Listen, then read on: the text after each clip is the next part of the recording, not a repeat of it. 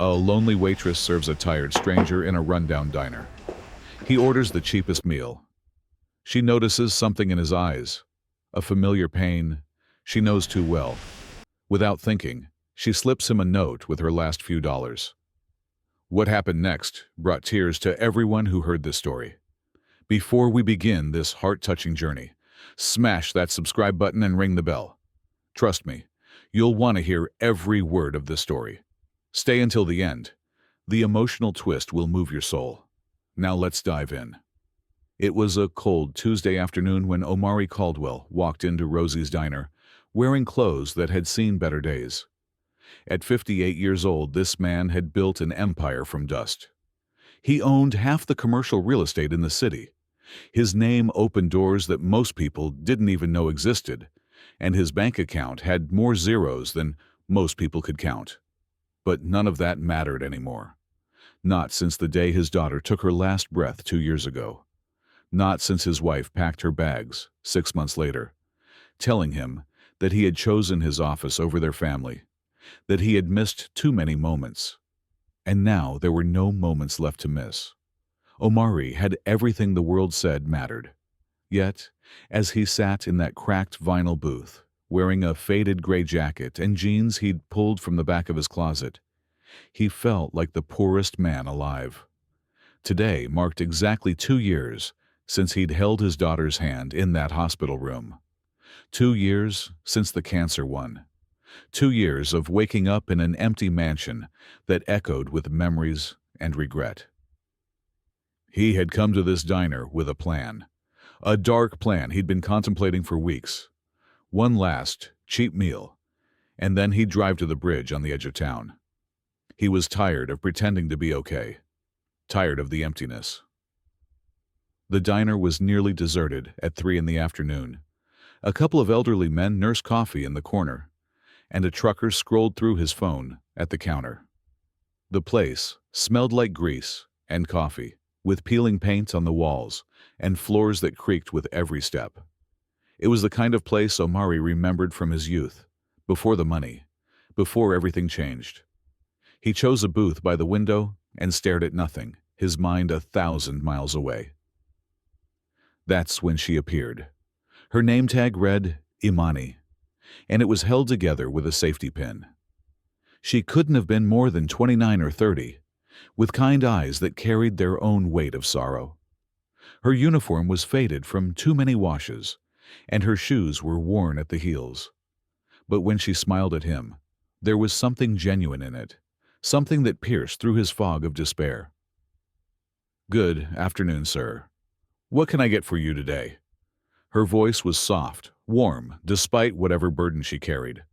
Omari looked at the laminated menu, seeing but not really reading. "Just the meatloaf special, please, and water." "Coming right up," she scribbled on her notepad and walked away.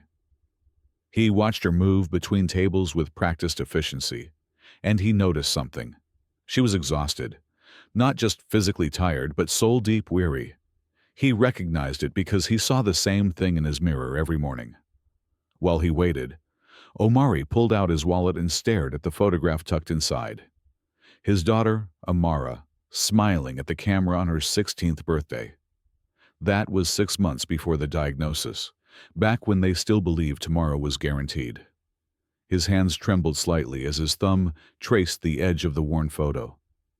He didn't notice the tears until one dropped onto the table. Imani returned with his plate, and as she set it down, her eyes caught the photograph. For just a moment, something flickered across her face. Pain, recognizing pain. She didn't say anything, but her hand hesitated above the table, as if she wanted to reach out but didn't know if she should. "Thank you," Omari managed, his voice rougher than he intended. "You're welcome, sir. Let me know if you need anything else." She turned to leave, but her phone buzzed in her apron pocket. She pulled it out, and Omari saw her face go pale. She excused herself quickly and stepped outside the diner.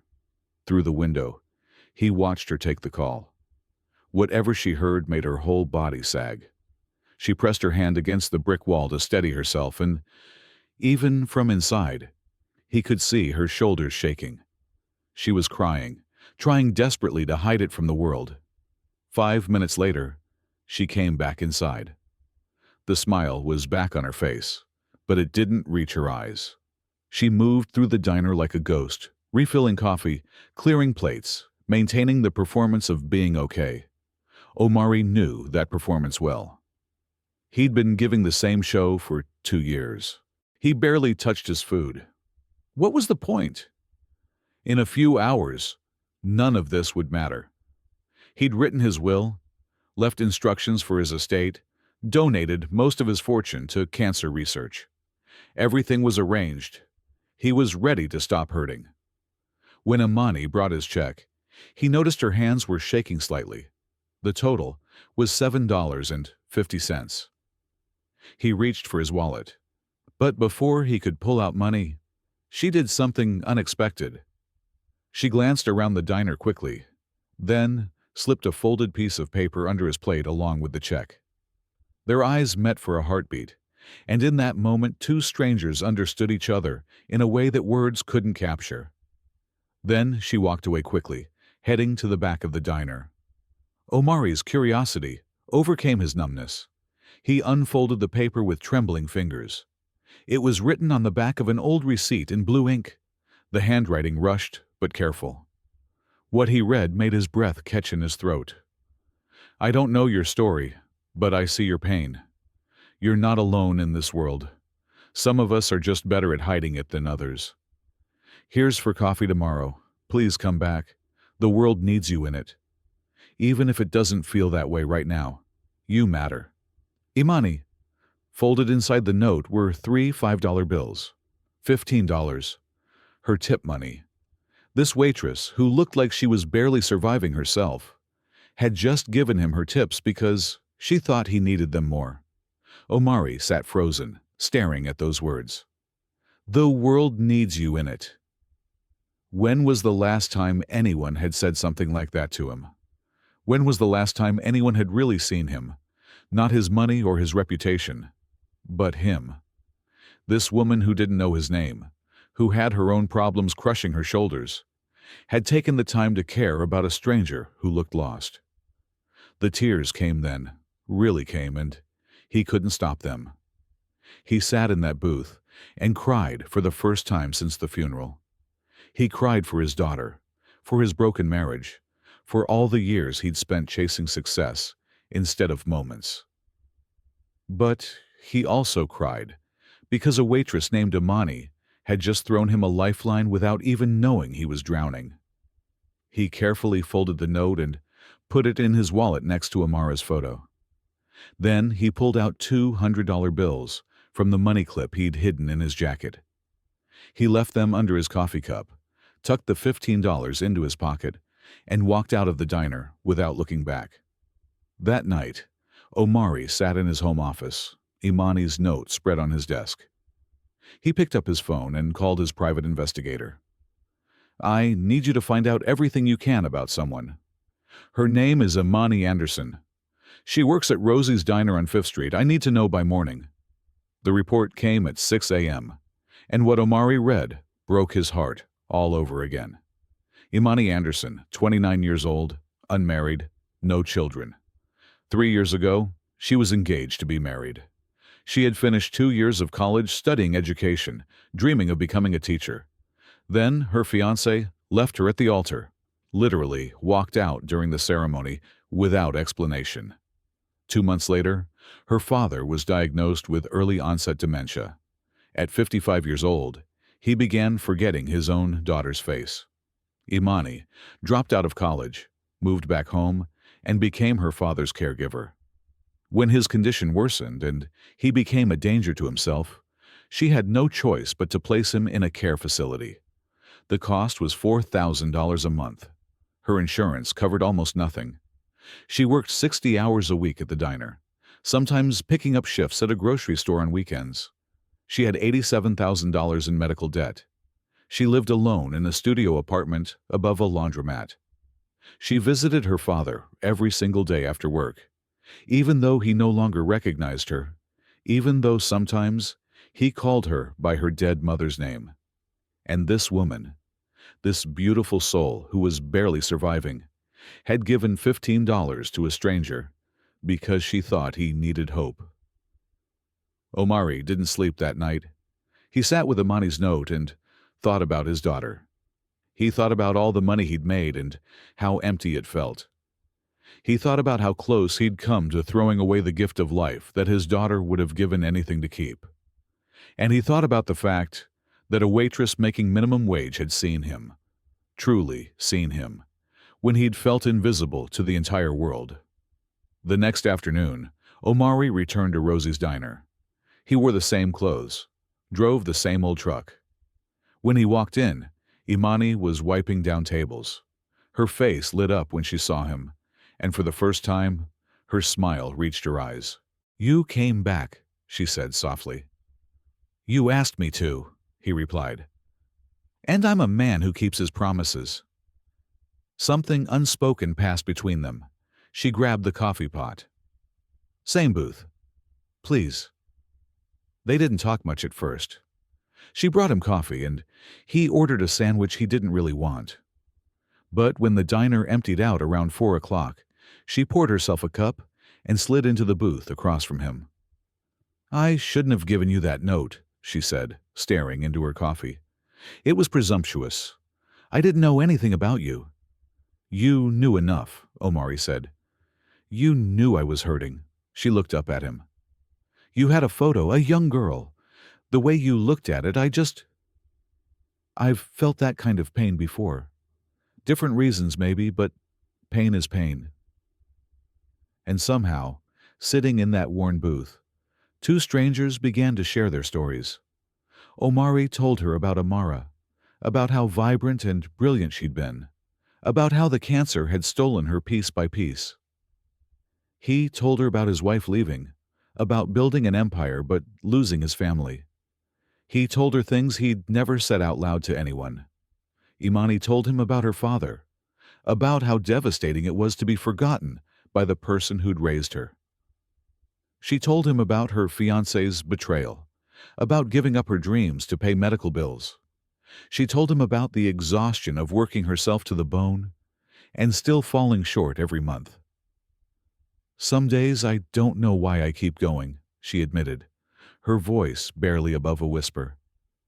"I visit my father and he doesn't know who I am. I work and the debt never gets smaller. I'm so tired." "But you still had kindness for a stranger," Omari said. "Yesterday you gave me your tips. Why?" She smiled sadly. "Because I know what it's like to feel invisible.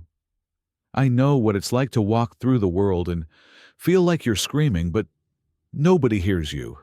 I saw that in your eyes. And I just thought, maybe if one person acknowledges your existence, maybe that's enough to keep you going one more day." Omari felt his throat tighten.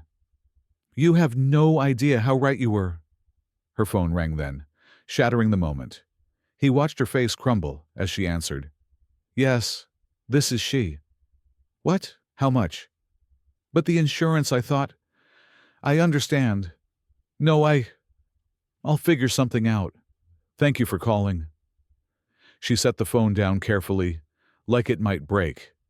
Her hands were shaking. "My father's condition is deteriorating. They want to try a new treatment protocol. Aggressive, experimental. It might slow the progression, give him maybe a few more good months where he might remember me." Her voice cracked. "Insurance won't cover it. It's $35,000. I don't have it.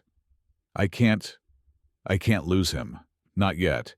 Not when there's a chance." She put her face in her hands and finally let herself break.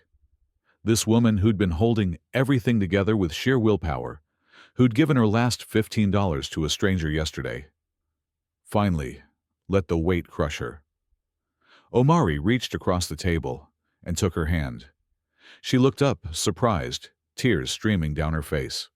He pulled his wallet from his jacket and placed a business card on the table between them. "Omari Caldwell," she read aloud. Then her eyes widened as recognition hit. She grabbed her phone, typed his name, and her face went pale. This isn't, this can't be. She looked from the phone to him and back again. You're the Omari Caldwell, the real estate mogul. You're on the Forbes list. I'm the man who came to your diner yesterday planning to end his life, Omari said quietly. I was going to eat one last meal and then drive to Morrison Bridge. I'd given up, Imani. I was done fighting. Her hand flew to her mouth. No, you stopped me. He pulled her note from his wallet, now carefully preserved. These words, they reminded me that maybe my pain could have purpose, that maybe being seen by one person was enough. You saved my life yesterday with $15 and a few sentences on a piece of paper. I don't understand, she whispered. Why did you come back like this? Why didn't you tell me? Because I needed to know who you really were. I needed to see if that kindness was real, or just a moment of charity. So I had you investigated. And what I found, he paused, his own emotions threatening to overwhelm him. You're struggling with debts I could pay off with pocket change. Your father is slipping away and you're fighting tooth and nail to hold on to him. You're exhausted and overwhelmed and barely surviving. And you still took the time to see me, to care about a stranger who looked lost. That's not just kindness, Imani, that's heroism. I'm not a hero, she said, tears flowing freely now. I'm just trying to survive. We both were, Omari said. And now we don't have to do it alone anymore. I've already made some calls. Your father's medical bills, all of them, they're paid. The experimental treatment is approved and funded. I've arranged for the best neurological specialist in the country to consult on his case. His care facility costs are covered for the rest of his life, whatever that looks like. Imani was shaking her head in disbelief. That's not possible. You can't just... Your student loans, they're cleared. I've set up an account to cover your living expenses, and I've enrolled you at the university to finish your teaching degree. Full scholarship, everything included. You start next semester if you want. She was openly sobbing now. Why? Why would you do this for me? You don't even know me. Because yesterday you gave me everything you had to help a stranger who looked like he needed hope. You had almost nothing, and you gave it freely. I have more money than I could spend in 10 lifetimes, and it's never made me feel as rich as your $15 made me feel yesterday. This isn't charity, Imani. This is gratitude. You gave me my life back. Let me give you yours. She tried to argue, tried to refuse, but Omari wouldn't hear it. He explained that everything was already done. Accounts opened, bills paid.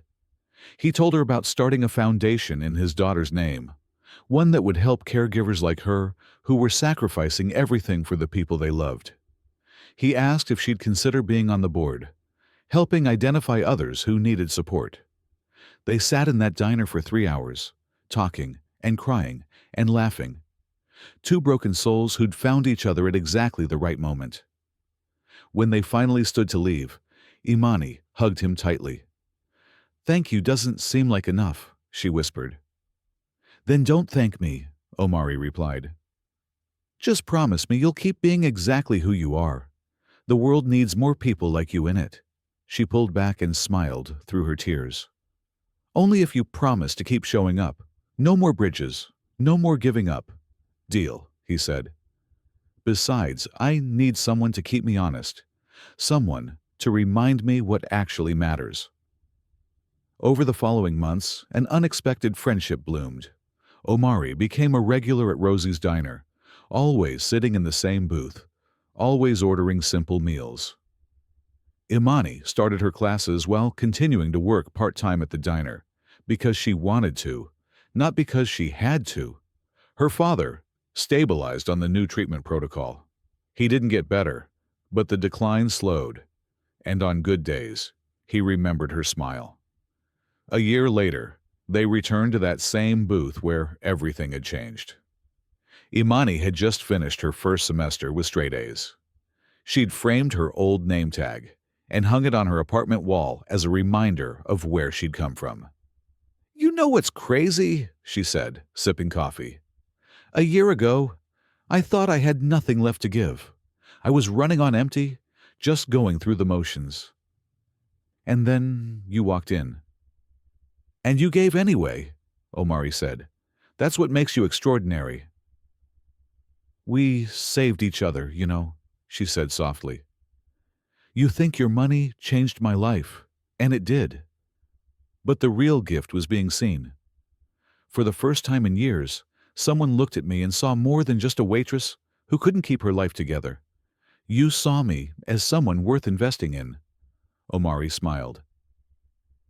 "Imani, you're the best investment I've ever made, not because of what you'll become, but because of who you've always been.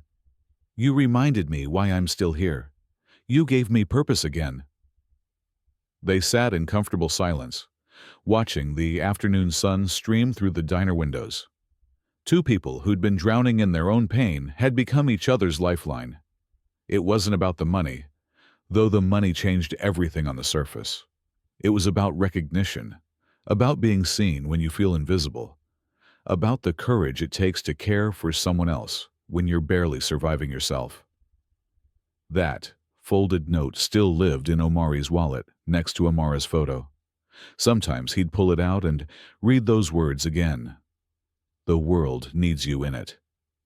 On his darkest days, when grief threatened to swallow him whole, he'd remember a waitress who took the time to care, and it would be enough to keep going.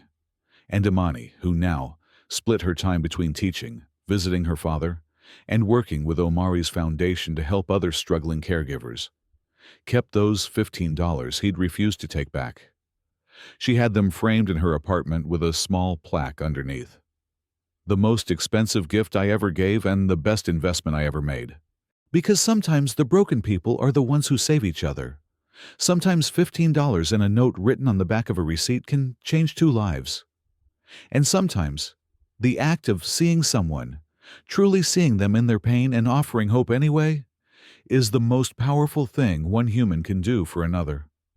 This is the story of how a millionaire disguised as an ordinary man found his reason to live in a struggling waitress's act of kindness.